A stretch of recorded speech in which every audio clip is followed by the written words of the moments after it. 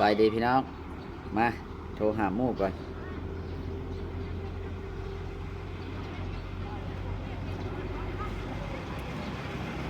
ชอบเงินให้หมู่เฮ็ด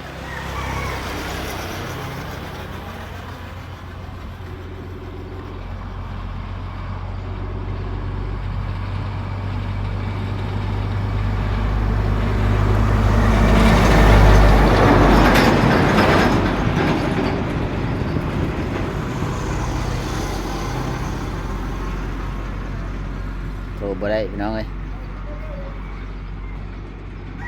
เอ้ยตื่นนอนแล้วบ่เฮายังให้หมู่มาเบิ่งนะตลาดนะมาคุยเอาเนาะว่าเป็นอะไรแต่เฮาไปเบิ่งแล้วมื้อนี้เราสิไปเอาเบอร์นายให้เราไปเมืองไทยพุ่นนายแต่เฮาอยากให้หมู่ขี่รถโดยสารมาเบิ่งมาลมกันว่าเฮ็ดแนวใดไปแนวใดเนาะประเทศการเฮาก็เฮ็ดส่งให้ล่ะเราเรื่องเงินเรื่องคำเราเรื่องการจ่ายจักเดือนจักจ่ายจักเปอร์เซ็นต์จักจ่ายให้หมู่มาลงกระเดินหมู่มาสิมาเบิ่งอันนี้แล้วก็หมู่มาเลยจะมาเฮ็ดอยู่ที่แอปนั่นนะเฮาก็อยากให้หมู่มาขี่รถสองแถวมาหมู่บ่ว่านั่นก็ได้ขี่รถมาลงเงินนี่ล่ะทางเขาบ่เพิ่นติ้วนี่ล่ะเอาไปลัดเอาแล้วก็ไปเบิ่งแม่นถ้าหมู่มาเซตหาเฮาเด้ออย่างเทื่อเฮาก็สิไปแก้เฟืองท่าแล้วก็สิส่งเบอร์ไว้ให้บัดมาโทรเอาเด้ออยากให้หมู่ละมาเบิ่งน่ะมานอนพิกก็มาพิกไปเมื่อกับเมื่อให้หมู่มาเฮามันยากหลายอันแน่หมู่อยู่เดียวเฮาเลยยากนำแม่นเฮานี่แล้วก็เรื่องไปคุยกับบ่มีเฮาก็อยากให้หมู่มาเด้อตัวหมู่มาแล้วมาเบิ่งเอา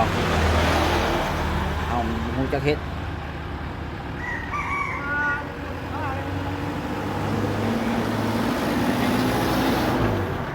ไอดีของพี่เดี๋ยวผมสร้างให้แล้วก็ต่อแฟนพี่แล้วก็เดี๋ยวผมแคปตัวอัปเกรดไปดูว่าพี่จะเอาตัวไหนส่วนเรื่องระบบไลน์เวย์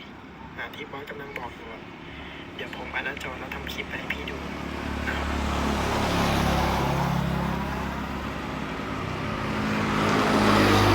รับผมไปถามแล้วเมื่อใดมันเข้าอยู่ในไอดีบริษัทไลน์เอก็ตับสั้นตำแหน่งนะว่าได้เมื่อไรค่อยเบิ้งนำลายเขาเจ้าก็ตรวจสอบตามมันอนุพัฒน์อันนั้นก็แล้วแต่เจ้าแล้วจะให้มันเนาะเฮาก็จะเฮียนแบบว่าเฮ็ดแบบใดอย่างโลดน้ำโซเชียลได้เฮาก็จะบอกมีเฮานะเฮาก็เก่งหนังสือปานใดเฮาอยากให้บอกว่าเฮ็ดใดๆโลกโซเชียลจังโลดนำเฮาได้บ่ว่าแต่ว่าคนใกล้เคียงเฮานะอยากเอาคนอื่นมาโลดเฮ็ดแบบมันจะได้เงินเข้าคู่มือนะเฮาก็จะฮู้แบบนั้นนะอันนี้มันมา3ปี6เดือน3ปีเกือบเข้า4ปีแล้วเฮาก็กับน้องทิพย์ก็เบ่ได้เงินได้ทำได้ดำน้อยเฮาก็ยังอดได้เบิ่งบอดได้แต่ว่าเฮาบ่เข้าใจบอดคัดลอกลิงก์คัดแนวใดเอาลิงก์ไปไว้นำหน้าสินค้าลิงก์ของเฮานี่ไปไว้แบบใดนะเฮาจะให้บอกผู้ใดหนังสือได้จดไว้เฮามันบ่ได้หนังสือ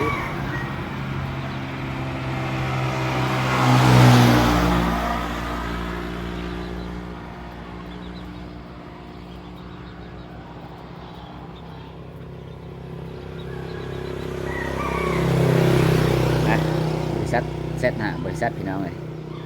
เฮาก็อยากได้เงินเข้าคุกมือแหละเนาะมือละ100 200มือละ300 400อันนี้3 ปีปลาย4 ปีแล้วเฮียนมานี่ก็พุ่นก็ทักทายบริษัทแอดดอลิสก็ว่ากระเจ้าสิง่ายไอดีไปอยู่บ่อนอื่นจังสิสอนได้สร้างรายได้บ่ท่าแต่ว่าไปชวนคนเพิ่นก็บ่ให้ชวนแต่ว่าเฮ็ดได้โพสต์ออกไปจากคลิปไปนี่มู่โลดนำเฮาก็อยากฮู้แบบนั้นนะพี่น้องเนาะฝากได้พี่น้องเนาะติดตามเบิ่งว่าเมื่อใดสิสำเร็จก็ค่อยๆไปนี่แหละคนเฮาก็สิสำเร็จก็บ่แม่นธรรมดาเด้อพี่น้องเนาะก่อนสิสำเร็จบ่แม่นธรรมดาก็ซุกโซนมาหลายอันหลายแนวเนาะฝากได้พี่น้องเด้อกดติดตามให้ได้กดไลค์กดแชร์ให้ได้ใจสู้ๆพี่น้อง3 ปี 4 ปีมายังสู้ได้สิมาทิ่มบ่ทิ่มดอกเฮา มันง่ายพี่น้องเฮ็ดแล้วเลยแล้วเอาเท่านี้แหละพี่น้องปีใหม่